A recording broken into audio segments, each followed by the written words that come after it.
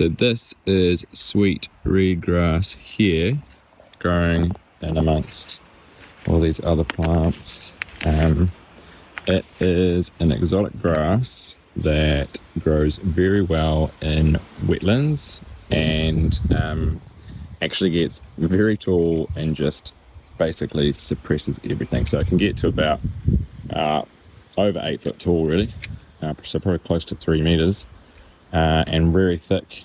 And it has underground rhizomes that store lots of energy, so when you spray it, it generally just grows back from those underground energy storage. It also has these quite obvious seed heads. There's still a couple over there that are looking fresh. So yeah, very difficult weed to get rid of.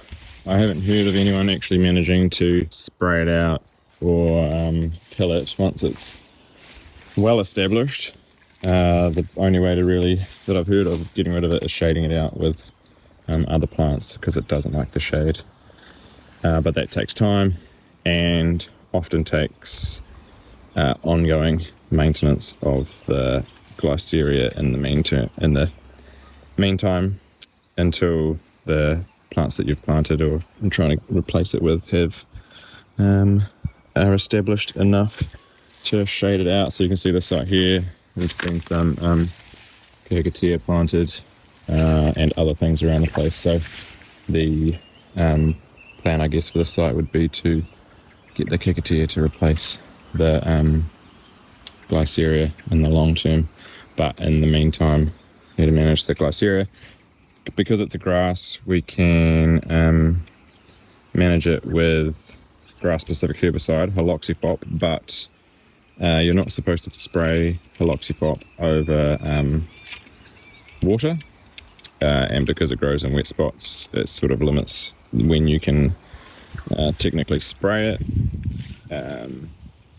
to sort of the very dry season.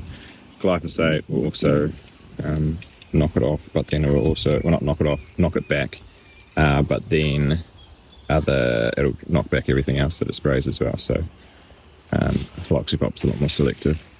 In terms of sort of replacing it, so shading it out, probably generally you want to plant a lot denser and typically sort of faster growing plants if you can. So here the Glycerias are quite sparsely planted, sort of 3 to 5 meters apart. That's going to take a long time to shade it out, but some people recommend sort of planting flaxes and faster growing things quite densely to try and shade it out. I don't know how well flaxes would do because they don't really form sort of a shady canopy. Other things tend to grow up all through them.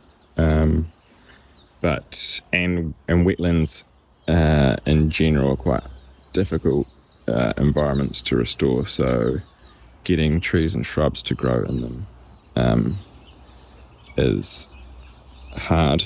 You'll often get a considerable number of plants die, so it's just a matter of ongoing effort and replanting if needed, and really being sensible about your plant selection and planting strategy to try and get rid of it.